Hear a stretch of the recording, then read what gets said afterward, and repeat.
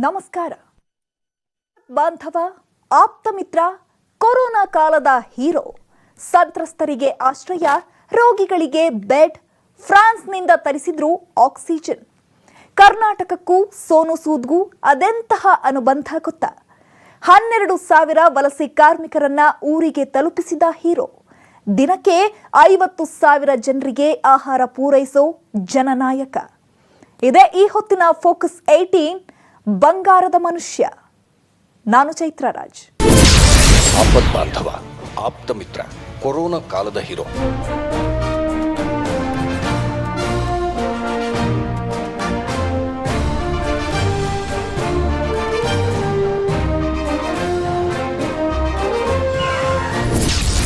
ಸಂತ್ರಸ್ತರಿಗೆ ಆಶ್ರಯ ರೋಗಿಗಳಿಗೆ ಬೆಡ್ ಫ್ರಾನ್ಸ್ನಿಂದ ತರಿಸಿದ್ರು ಆಕ್ಸಿಜನ್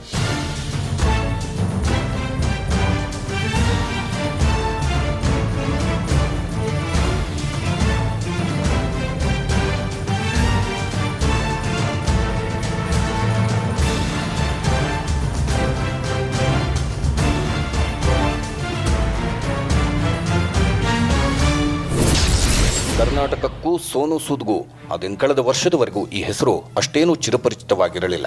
ಕೆಲವೊಂದು ಸಿನಿಮಾಗಳಲ್ಲಿ ಇವರ ಹೆಸರು ಕೇಳಿ ಬರ್ತಿತ್ತು. ಆದರೆ ಇವತ್ತು ಸೋನು ಸೂದ್ ಅನ್ನೋ ಹೆಸರು ಇಡೀ ದೇಶದ ಸಣ್ಣ ಹಳ್ಳಿಗಳಲ್ಲೂ ಖ್ಯಾತಿ ಪಡೆದಿದೆ. ಭಾರತದಲ್ಲಿ ಕಳೆದ ವರ್ಷ ಕೊರೋನಾ ಅಬ್ಬರ ಶುರುವಾದಾಗಿನಿಂದಲೂ ದಿಟ್ಟ ಧೀರನಂತೆ ಮುಂದೆ ಬಂದು ನಿಂತವರೇ ಸೋನು ಸೂದ್.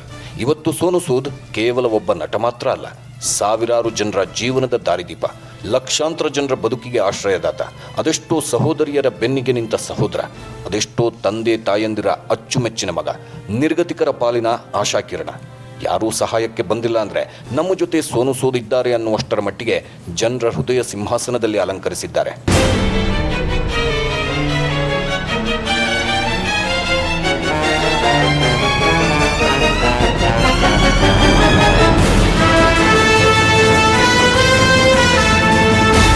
ಸೋನು ಸೂದ್ ಹಿಂದಿ, ತಮಿಳು, ತೆಲುಗು, ಕನ್ನಡ ಸೇರಿದಂತೆ ಹಲವು ಭಾಷೆಗಳ ಸಿನಿಮಾದಲ್ಲಿ ನಟಿಸಿದ್ದಾರೆ. ಬಹುತೇಕ ಸಿನಿಮಾಗಳಲ್ಲಿ ಇವರು ವಿಲನ್ ಆಗಿಯೇ ಆಕ್ಟ್ ಮಾಡಿದ್ದಾರೆ. ಅದರಲ್ಲೂ ತೆಲುಗಿನ ಅರುಂಧತಿ ಹಾಗೂ ಬಾಲಿವುಡ್ನ ದಬಂಗ್ ಸಿನಿಮಾದಲ್ಲಿನ ಇವರ ಅಭಿನಯ ನೋಡಿದ್ರಂತೂ ಇವರು ಖಳನಾಯಕನ ಪಾತ್ರಕ್ಕೆ ಸಖತ್ ಸೂಟ್ ಆಗ್ತಾರೆ. ಇವರ ನಟನೆ ನೋಡಿ ಅದೆಷ್ಟೋ ಜನ ಬೈದುಕೊಂಡಿದ್ದು ಉಂಟು. ಆದರೆ ತೆರೆಯ ಮೇಲೆ ವಿಲನ್ ಆಗಿ ಮಿಂಚಿದ ಸೋನು ಸೂದ್ ಈಗ ನಿಜ ಜೀವನದಲ್ಲಿ ರಿಯಲ್ ಹೀರೋ ಆಗಿ ಶೈನ್ ಆಗ್ತಿದ್ದಾರೆ. ಈ ಹಿಂದೆ ಪ್ರೊಡ್ಯೂಸರ್ಗಳು, ಡೈರೆಕ್ಟರ್ಗಳು ಸೋನು ಮನೆ ಮುಂದೆ ಕ್ಯೂನಲ್ಲಿ ನಿಲ್ತಿದ್ರು. ಆದರೆ ಈಗ ಸಹಾಯ ಯಾಚಿಸಿ ದಿನಕ್ಕೆ ಸಾವಿರಾರು ಜನ ಅವರ ಮನೆ ಮುಂದೆ ನಿಲ್ತಾರೆ. ಕೊರೋನಾ ಸಂದರ್ಭದಲ್ಲಿ ಕೊರೋನಾ ವಾರಿಯರ್ ಆಗಿ ಹೊರಹೊಮ್ಮಿದ್ದಾರೆ ಸೋನು ಸೂದ್.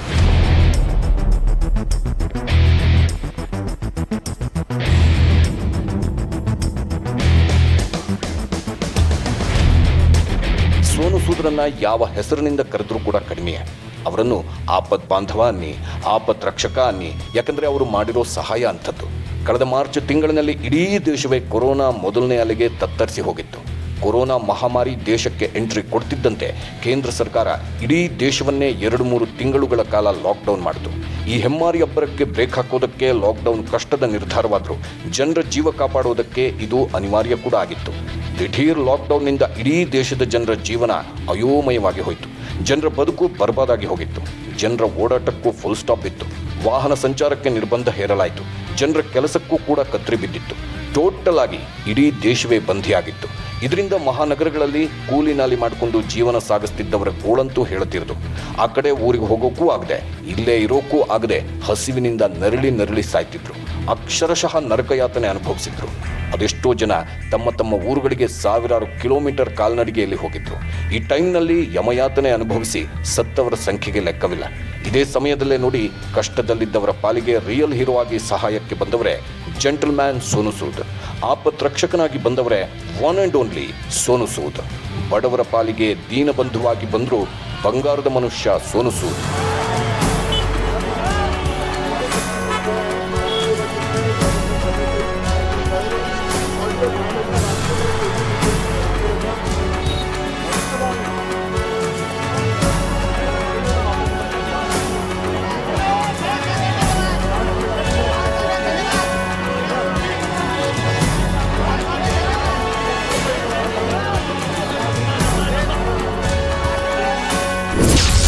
ಬಡವರ ಪಾಲಿನ ಬಂಗಾರದ ಮನುಷ್ಯ ಸೋನು ಸೂದ್.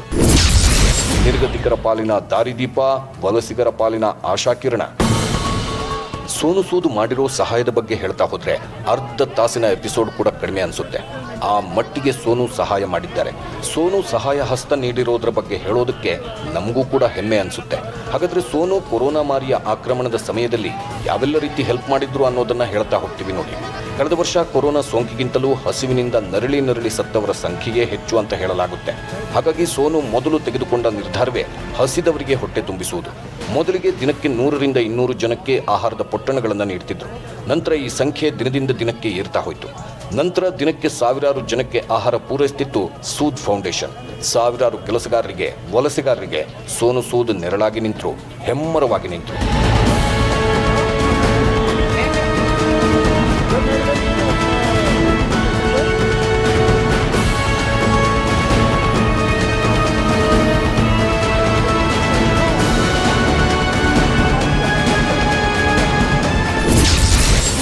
ಸಾವಿರ ವಲಸೆ ಕಾರ್ಮಿಕರನ್ನ ಮನೆಗೆ ತಲುಪಿಸಿದ ಹೀರೋ ಸೋನು ಸೂದ್. ವಲಸೆ ಕಾರ್ಮಿಕರಿಗೆ, ದಿನಗೂಲಿ ಮಾಡೋರಿಗೆ ತಕ್ಷಣವೇ ಅವರವರ ಸ್ವಗ್ರಾಮಗಳಿಗೆ ತಲುಪಿಸೋ ಕಾರ್ಯಕ್ಕೆ ಮುಂದಾದ್ರು.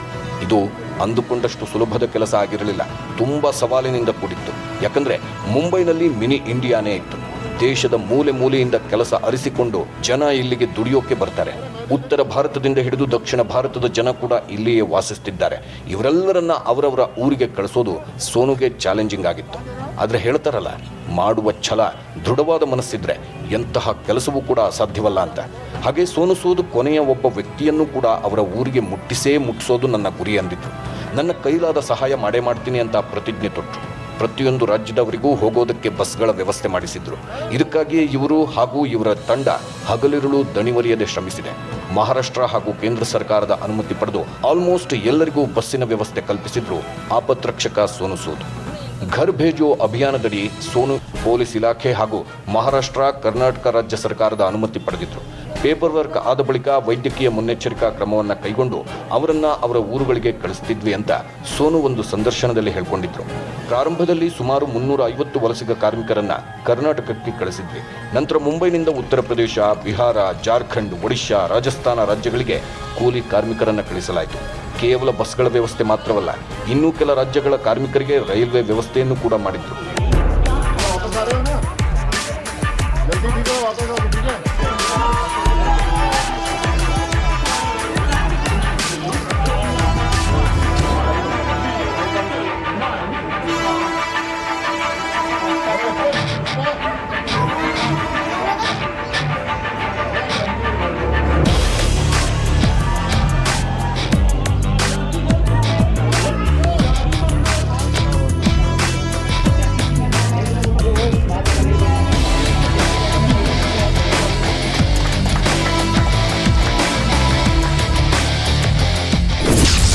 ದಿನಕ್ಕೆ 50,000 ಜನರಿಗೆ ಸೂದ್ ಫೌಂಡೇಶನ್ನಿಂದ ಆಹಾರ ಪೂರೈಕೆ. ಸೋನು ಸೂದ್ ಅವರನ್ನ ನಾವು ರಿಯಲ್ ಹೀರೋ, ಬಂಗಾರದ ಮನುಷ್ಯ ಅಂತ ಕರೆಯೋದಕ್ಕೂ ಕಾರಣ ಇದೆ. ವೀಕ್ಷಕರೇ, ಯಾವಾಗ ಕೊರೋನಾ ಮಹಾಮಾರಿ ದೇಶಕ್ಕೆ ಆವರಿಸ್ತೋ ಅಂದಿನಿಂದ ಇಂದಿನವರೆಗೂ ಕೂಡ ಸೋನು ನಿರ್ಗತಿಕರಿಗೆ, ಬಡವರಿಗೆ, ನಿರುದ್ಯೋಗಿಗಳಿಗೆ, ಮಹಿಳೆಯರಿಗೆ, ವಿದ್ಯಾರ್ಥಿಗಳಿಗೆ, ವಯಸ್ಸಾದವರಿಗೆ ಒಂದಲ್ಲ ಒಂದು ರೀತಿಯಲ್ಲಿ ನೆರವಾಗ್ತಾನೆ ಇದ್ದಾರೆ. ಯಾರೂ ಹಸಿದುಕೊಂಡಿರಬಾರ್ದು ಅಂತ ಇವತ್ತಿನವರೆಗೂ ದಿನಕ್ಕೆ ಹತ್ರತ್ರ 50,000 ಜನರಿಗೆ ಆಹಾರ ನೀಡ್ತಾನೆ ಬಂದಿದ್ದಾರೆ. ಅಷ್ಟೇ ಅಲ್ಲ, ತಮ್ಮ ಟೈಟ್ ಶೆಡ್ಯೂಲ್ನಲ್ಲಿಯೂ ಯಾರೇ ಅವರ ಮನೆ ಬಳಿ ಸಹಾಯ ಯಾಚಿಸಿ ಬಂದರೂ ಸೋನು ಅವರನ್ನ ಬರಿಗೈನಲ್ಲಿ ಕಳಿಸಿದ ಉದಾಹರಣೆಯೇ ಇಲ್ಲ. ಕೆಲಸ ಇಲ್ಲದೆ ಬಂದ ನಿರುದ್ಯೋಗಿಗಳಿಗೆ ಕೆಲಸ ಕೊಡಿಸಿದ್ದಾರೆ. ಮಹಿಳೆಯರಿಗೆ ಹಣ ಸಹಾಯ ಮಾಡಿದ್ದಾರೆ. ನೀವು ನಂಬ್ತಿರೋ ಇಲ್ವೋ, ದಿನದ 24 ಗಂಟೆಯಲ್ಲಿ ಬರೋಬ್ಬರಿ 22 ಗಂಟೆಯನ್ನ ಅಸಹಾಯಕರಿಗೆ ಸಹಾಯ ಮಾಡುವುದಕ್ಕೆ ಮೀಸಲಿಡ್ತಿದ್ದಾರೆ ಸೋನು. ಕೇವಲ 2 ತಾಸು ಮಾತ್ರ ತಮ್ಮ ಕೆಲಸಕ್ಕಾಗಿ ಮೀಸಲಿಡ್ತಾರೆ. ಅಂದ್ರೆ ನೀವೇ ಯೋಚನೆ ಮಾಡಿ ಎಷ್ಟರ ಮಟ್ಟಿಗೆ ಸೋನು ತಮ್ಮ ಜೀವನವನ್ನ ಬೇರೆಯವರಿಗಾಗಿಯೇ ಮುಡಿಪಿಟ್ಟಿದ್ದಾರೆ ಅಂತ.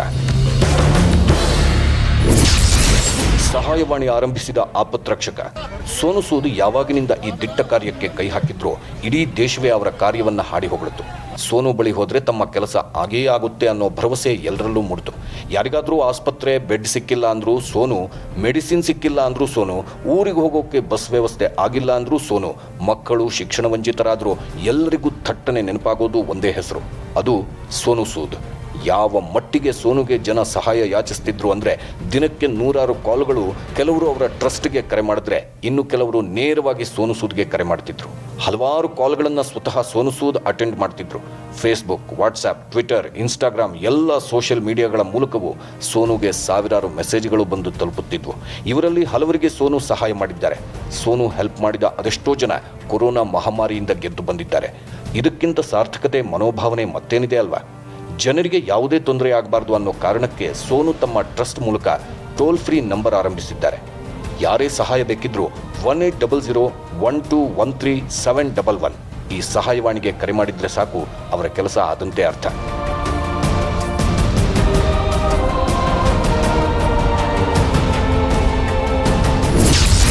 ಏರ್ ಲಿಫ್ಟ್ ಮಾಡಿ ಸಾಹಸ ಮೆರೆದ ಬಂಗಾರದ ಮನುಷ್ಯ.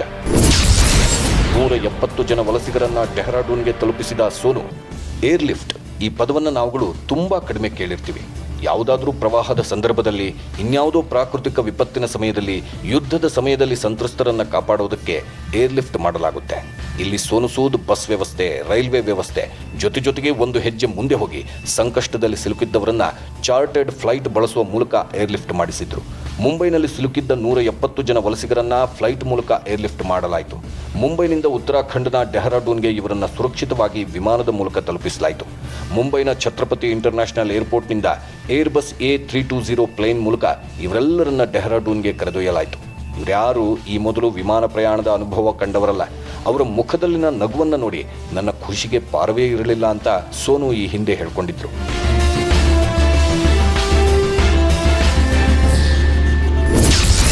ಏರ್ ಲಿಫ್ಟ್ ಮೂಲಕ ಸ್ವದೇಶಕ್ಕೆ ಮರಳಿದ 135 ವಿದ್ಯಾರ್ಥಿಗಳು. ವಿದೇಶದಲ್ಲಿ ಸಿಲುಕಿಕೊಂಡಿದ್ದ 135 ಭಾರತೀಯ ವಿದ್ಯಾರ್ಥಿಗಳನ್ನ ಏರ್ ಲಿಫ್ಟ್ ಮೂಲಕ ಸ್ವದೇಶಕ್ಕೆ ಕರೆತಂದ್ರು. ಅಲ್ಲಿಂದ ವಿದ್ಯಾರ್ಥಿಗಳನ್ನ ಸೇಫ್ ಆಗಿ ವಾರಣಾಸಿಗೆ ತಂದು ಲ್ಯಾಂಡ್ ಮಾಡಲಾಯಿತು. ಸ್ವದೇಶಕ್ಕೆ ಬಂದಿಳಿದ ವಿದ್ಯಾರ್ಥಿಗಳು ಸಂತಸ ವ್ಯಕ್ತಪಡಿಸಿ ಸೋನು ಸೂದ್ಗೆ ಧನ್ಯವಾದ ತಿಳಿಸಿದ್ರು. ಒನ್ಸ್ ಅಗೇನ್ ಅವರ ಮುಖದಲ್ಲಿನ ನಗು ನೋಡಿನೇ ಸೋನು ಸೂದ್ಗೆ ಸಾರ್ಥಕ ಭಾವನೆ ಮೂಡಿತು. ಸೋನು ಸೂದ್ ಏರ್ ಲಿಫ್ಟ್ ಸಮಾಜ ಸೇವೆ ಇಲ್ಲಿಗೆ ಮುಗಿಯಲ್ಲ. ಇದರೊಂದಿಗೆ ಕೇರಳದಲ್ಲಿ ಗಾರ್ಮೆಂಟ್ನಲ್ಲಿ ಕೆಲಸ ಮಾಡುತ್ತಿದ್ದವರು ಸಂಕಷ್ಟದಲ್ಲಿ ಸಿಲುಕೊಂಡಿದ್ರು. ಇವರೆಲ್ಲರೂ ಸಾಮಾಜಿಕ ಜಾಲತಾಣದ ಮೂಲಕ ಸೋನು ಸೂದ್ ಸಹಾಯ ಯಾಚಿಸಿದ್ರು. ಸೋನು ಒಂದು ಕ್ಷಣವೂ ತಡಮಾಡದೆ ಏರ್ ಏಷಿಯಾ ವಿಮಾನವನ್ನು ಅರೇಂಜ್ ಮಾಡಿಯೇ ಬಿಟ್ರು. ಬರೋಬ್ಬರಿ 167 ಕಾರ್ಮಿಕರನ್ನ ಕೇರಳದಿಂದ ಒಡಿಶಾಗೆ ಸುರಕ್ಷಿತವಾಗಿ ಏರ್ ಲಿಫ್ಟ್ ಮಾಡಿದ್ರು. ಸೋನು ಸೂದ್ ಮಾಡಿದ ಪ್ರತಿಯೊಂದು ಕೆಲಸಕ್ಕೂ ದೇಶದ ತುಂಬೆಲ್ಲ ಶ್ಲಾಘನೆಗಳ ಮಹಾಪೂರ್ವೇ ಹರಿದು ಬಂತು. ಬಾಲಿವುಡ್ ಸೆಲೆಬ್ರಿಟಿಗಳು ಸೋನು ಬೆನ್ನಿಗೆ ನಿಂತರು. ಪ್ರಧಾನಿ ಮೋದಿ ಕೂಡ ಸೋನು ಅವರ ಕಾರ್ಯವನ್ನ ಕೊಂಡಾಡಿದ್ರು. ವೀಕ್ಷಕರೇ, ಸೋನು ಅವರ ಯಶೋಗಾಥೆ ಇಲ್ಲಿಗೆ ನಿಲ್ಲಲ್ಲ. ಕರ್ನಾಟಕಕ್ಕೂ ಕೂಡ ಸೋನು ತಮ್ಮದೇ ಆದ ರೀತಿಯಲ್ಲಿ ಸಹಾಯ ಮಾಡಿದ್ದಾರೆ. 2ನೇ ಅಲೆಯ ಅಬ್ಬರ ಟೈಮ್ನಲ್ಲಿ ಮಹತ್ ಕಾರ್ಯಕ್ಕೆ ಮುನ್ನುಡಿ ಬರೆದಿದ್ದಾರೆ.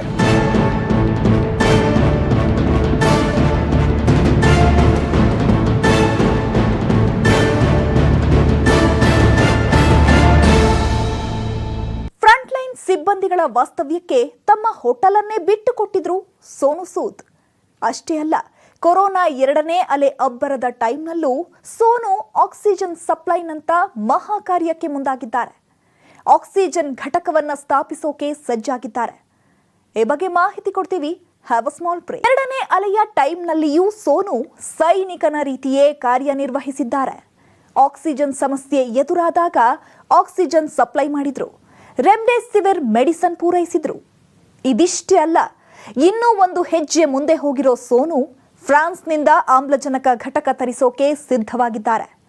ಇವೆಲ್ಲದರ ಬಗ್ಗೆನೂ ಹೇಳ್ತೀವಿ ನೋಡಿ. ವೈದ್ಯರಿಗೆ 1500 PPE ಕಿಟ್, ಪೊಲೀಸರಿಗೆ 25,000 ಫೇಸ್ ಶೀಲ್ಡ್ ವಿತರಣೆ. ಸೋನು ಸೂದ್ರನ್ನ ನಾವು ಬಂಗಾರದ ಮನುಷ್ಯ ಅನ್ನೋದಕ್ಕೆ ಮತ್ತೊಂದು ಕಾರಣ ಅಂದ್ರೆ ಕೂಲಿ ಕಾರ್ಮಿಕರಿಂದ ಹಿಡಿದು ವೈದ್ಯರವರೆಗೂ ಎಲ್ಲ ಫ್ರಂಟ್ಲೈನ್ ಸಿಬ್ಬಂದಿಗಳಿಗೂ ಸಹಾಯ ಹಸ್ತ ನೀಡಿದ್ದಾರೆ. ಕೊರೋನಾ ಟೈಮ್ನಲ್ಲಿ ವೈದ್ಯರು ಹಾಗೂ ನರ್ಸ್ಗಳು ಎಡೆಬಿಡದೆ ದಣಿವರಿಯದೆ ರೋಗಿಗಳ ಸೇವೆ ಮಾಡಿದ್ರು. ತಮ್ಮ ಜೀವವನ್ನು ಲೆಕ್ಕಿಸದೆ ದಿನದ 24 ಗಂಟೆ ದುಡಿಯುತ್ತಿದ್ದಾರೆ.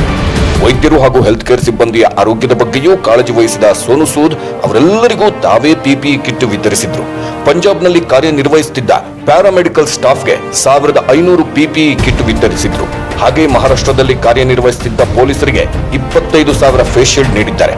ಇಷ್ಟೇ ಅಲ್ಲ, ಪ್ಯಾರಾಮೆಡಿಕಲ್ ಸಿಬ್ಬಂದಿಗೆ ಉಳಿದುಕೊಳ್ಳುವುದಕ್ಕೆ ವ್ಯವಸ್ಥೆ ಕಲ್ಪಿಸಿದ್ರು. ಮುಂಬೈನಲ್ಲಿರೋ ತಮ್ಮ ಜುಹು ಹೋಟೆಲ್ನಲ್ಲಿ ಉಳಿದುಕೊಳ್ಳುವುದಕ್ಕೆ ವ್ಯವಸ್ಥೆ ಮಾಡಿದ್ರು.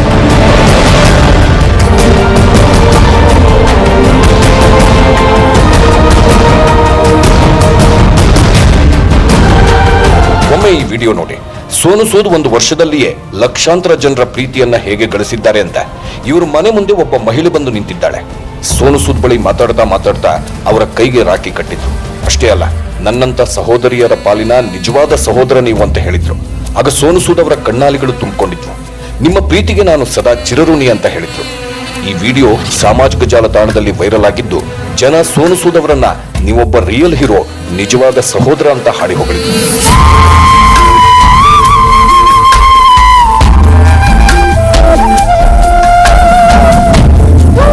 ಸೋನು ಸೂದ್ ತಮ್ಮ ತಂದೆ ಶಕ್ತಿ ಅನ್ನದಾನಂ ಅನ್ನೋ ಹೆಸರಿನಲ್ಲಿ ದಿನವೂ ಹಸಿದವರ ಹೊಟ್ಟೆ ತುಂಬಿಸುತ್ತಿದ್ದಾರೆ. ವಿದೇಶದಿಂದ ವಿದ್ಯಾರ್ಥಿಗಳನ್ನ ಕರೆತರಿಸಲು ಸೋನು ಸೂದ್ ಸ್ಪೈಸ್ ಜೆಟ್ಗಳನ್ನ ಬಾಡಿಗೆಗೆ ಪಡೆದಿದ್ರು. 9 ಚಾರ್ಟರ್ ಫ್ಲೈಟ್ಗಳನ್ನ ಅರೇಂಜ್ ಮಾಡಿದ್ರು. ವಿದೇಶದಲ್ಲಿ ಸಂಕಷ್ಟದಲ್ಲಿ ಸಿಲುಕಿದ್ದ ಒಟ್ಟು 1500 ವಿದ್ಯಾರ್ಥಿಗಳನ್ನ ಸುರಕ್ಷಿತವಾಗಿ ಭಾರತಕ್ಕೆ ಕರೆತರಲಾಯಿತು. ಹಾಗೆ 25 ವರ್ಷದ ಯುವತಿಯೊಬ್ಬಳು ಕೊರೋನಾ ಸೋಂಕಿನಿಂದ ಗಂಭೀರವಾಗಿ ಬಳಲ್ತಾ ಇದ್ರು. ಹೆಚ್ಚಿನ ಚಿಕಿತ್ಸೆಗಾಗಿ ಆಕೆಯನ್ನ ದೊಡ್ಡ ಆಸ್ಪತ್ರೆಗೆ ಸೇರಿಸಬೇಕಾಗಿತ್ತು. ಆಗ ಯುವತಿಯ ಪೋಷಕರು ಟ್ವಿಟರ್ ಮೂಲಕ ಸೋನು ಸೂದ್ ಸಹಾಯ ಯಾಚಿಸಿದ್ರು. ಅವರ ಮನವಿಗೆ ಸ್ಪಂದಿಸಿದ ಸೋನು ತಕ್ಷಣವೇ ಯುವತಿಯನ್ನ ನಾಗ್ಪುರದಿಂದ ಹೈದರಾಬಾದ್ಗೆ ಏರ್ಲಿಫ್ಟ್ ಮಾಡಿಸಿದ್ರು. ಇದಿಷ್ಟೇ ಅಲ್ಲ, ಚಿಕಿತ್ಸೆ ಪ್ರಾರಂಭವಾದಾಗಿನಿಂದ ಮುಗಿಯುವವರೆಗೂ ವೈದ್ಯರ ಜೊತೆ ಸೋನು ನಿರಂತರ ಸಂಪರ್ಕದಲ್ಲಿದ್ರು. ಆದ್ರೆ ದುರದೃಷ್ಟವಶಾತ್ ಆ ಯುವತಿ ಬದುಕಲಿಲ್ಲ. ಇದೆಲ್ಲ ಒಂದು ಕಡೆ ಆದ್ರೆ, ಕೊರೋನಾ ಮೊದಲನೇ ಅಲೆ ಆರ್ಭಟದ ನಂತರ ದೇಶ ಸ್ವಲ್ಪ ತಿಂಗಳುಗಳ ಕಾಲ ರಿಲೀಫ್ ಆಗಿತ್ತು. ಆದ್ರೆ ಕಳೆದ ಮಾರ್ಚ್ ತಿಂಗಳಿನಿಂದ ಇಡೀ ದೇಶವನ್ನೇ ಹಿಂಡಿ ಹಿಪ್ಪೆ ಮಾಡುತ್ತಿದೆ ಕೊರೋನಾ 2ನೇ ಅಲೆ. ಕೊರೋನಾ ಸೋಂಕಿನ ಸುನಾಮಿ ಜನರ ಬದುಕನ್ನ ಮತ್ತೆ ಬರ್ಬಾದ್ ಮಾಡಿದೆ. ಈ ಟೈಮ್ನಲ್ಲೂ ಮತ್ತೆ ಮುಂದೆ ಬಂದವರು ಅಂದ್ರೆ ಬಂಗಾರದ ಮನುಷ್ಯ ಸೋನು ಸೂದ್. ಗಂಭೀರ ಸ್ಥಿತಿಯಲ್ಲಿರುವವರಿಗೆ ಆಕ್ಸಿಜನ್ ಪೂರೈಸಿದ ಆಪದ್ ಬಾಂಧವ. ಕೊರೋನಾ 2ನೇ ಅಲೆಯಲ್ಲಿ ದೇಶ ವೈದ್ಯಕೀಯ ಸವಾಲನ್ನ ಎದುರಿಸಿತು. ಆಸ್ಪತ್ರೆಗಳಲ್ಲಿ ಬೆಡ್ ಕೊರತೆ, ಆಕ್ಸಿಜನ್ ಸಮಸ್ಯೆ, ಮೆಡಿಸಿನ್ಗಳ ಸಮಸ್ಯೆ ಒಂದ ಎರಡ. ಆಕ್ಸಿಜನ್ ಸಿಗದೆ ತಮ್ಮ ಕುಟುಂಬದವರ ಕಣ್ಮುಂದೆ ಉಸಿರು ಚೆಲ್ಲಿದವರಿಗೆ ಲೆಕ್ಕ ಇಲ್ಲ. ಇದೇ ಸಮಯದಲ್ಲಿ ಜನರಿಗೆ ಸಮಯಕ್ಕೆ ಸರಿಯಾಗಿ ಆಕ್ಸಿಜನ್, ಮೆಡಿಸಿನ್ ಒದಗಿಸಲು ಮತ್ತೆ ಮುಂದೆ ಬಂದರು ಸೋನು. ದೇಶದ ಅನೇಕ ಆಸ್ಪತ್ರೆಗಳಿಗೆ ಆಕ್ಸಿಜನ್ ಸಿಲಿಂಡರ್ ಪೂರೈಸಿದ್ರು. ಹಲವರಿಗೆ ಆಕ್ಸಿಜನ್ ಮಾಸ್ಕ್ ಸಪ್ಲೈ ಮಾಡಿದ್ರು. ಹಾಗೆ ತುಂಬಾ ಜನ ಕೊರೋನಾ ಸೋಂಕಿತರಿಗೆ ರೆಮ್ಡೆಸಿವಿರ್ ಔಷಧದ ಕೊರತೆ ಕೂಡ ಉಂಟಾಗಿತ್ತು. ಈ ಸಮಯದಲ್ಲಿ ಹಲವರಿಗೆ ರೆಮ್ಡೆಸಿವಿರ್ ಔಷಧವನ್ನ ಸಪ್ಲೈ ಮಾಡಿತ್ತು ಸೂದ್ ಫೌಂಡೇಶನ್. ದೇಶದಲ್ಲಿ ಆಮ್ಲಜನಕ ಘಟಕ ಸ್ಥಾಪಿಸಲು ಮುಂದಾದ ಸೋನು ಜನರಿಗೆ ಆಕ್ಸಿಜನ್ ಕೊಟ್ಟು ಜೀವ ಉಳಿಸುವ ಕೆಲಸ ಮಾಡುತ್ತಿರುವುದು ಎಲ್ಲೆಲ್ಲಿಯೂ ಶ್ಲಾಘನೆಗೆ ಪಾತ್ರವಾಗಿದೆ. ಆಕ್ಸಿಜನ್ ಘಟಕ ಸ್ಥಾಪಿಸೋದು ಅಂದ್ರೆ ಸುಲಭದ ಮಾತು ಅಲ್ವೇ ಅಲ್ಲ. ಆದರೂ ಸೋನು ಇಂಥ ಒಂದು ಸಾಹಸಕ್ಕೆ ಕೈ ಹಾಕಿದ್ದಾರೆ. ದೇಶದಲ್ಲಿ ಸಾಕಷ್ಟು ಜನರು ಆಕ್ಸಿಜನ್ ಕೊರತೆ ಅನುಭವಿಸುತ್ತಿರುವುದು ಗೊತ್ತಾಗಿದೆ. ಈಗ ನಾವು ಆಕ್ಸಿಜನ್ ಪ್ಲಾಂಟ್ ಪಡೆಯಲಿದ್ದೇವೆ. ಅದರಿಂದ ಸಿಲಿಂಡರ್ಗಳನ್ನ ಸದಾಕಾಲ ತುಂಬಿಸಿ ಇಡಲು ಸಹಕಾರಿಯಾಗುತ್ತೆ. ಈಗಾಗಲೇ ಫ್ರಾನ್ಸ್ನಿಂದ ಮೊದಲ ಆಮ್ಲಜನಕ ಘಟಕವನ್ನು ತರಿಸಲು ಆರ್ಡರ್ ಮಾಡಲಾಗಿದೆ. ಸಮಯ ಎಂಬುದೇ ಈಗ ನಮಗೆ ದೊಡ್ಡ ಸವಾಲಾಗಿದೆ. ಆದಷ್ಟು ಬೇಗ ಆಕ್ಸಿಜನ್ ಪ್ಲಾಂಟ್ ಬರಬೇಕು. ಅದರಿಂದ ಎಷ್ಟು ಸಾಧ್ಯವೋ ಅಷ್ಟು ಜನರ ಜೀವ ಉಳಿಬೇಕು ಅಂತ ಸೋನು ಸೂದ್ ಹೇಳಿದ್ದಾರೆ. ಅಷ್ಟೇ ಅಲ್ಲ, ಇದೇ ಜೂನ್ ತಿಂಗಳಲ್ಲಿ ಆಂಧ್ರದ ಕರ್ನೂಲಿನ ಸರ್ಕಾರಿ ಆಸ್ಪತ್ರೆ ಹಾಗೂ ಆತ್ಮಕೂರ್, ನೆಲ್ಲೂರಿನ ಆಸ್ಪತ್ರೆಗಳಲ್ಲಿ 2 ಆಕ್ಸಿಜನ್ ಘಟಕ ಸ್ಥಾಪಿಸಲು ಮುಂದಾಗಿದ್ದಾರೆ. ಇದೆಲ್ಲದರ ಜೊತೆಗೆ ಸೋನು ಕರ್ನಾಟಕದ ಜನರಿಗೂ ಕೂಡ ತುಂಬು ಹೃದಯದಿಂದ ಸಹಾಯ ಮಾಡಿದ್ದಾರೆ.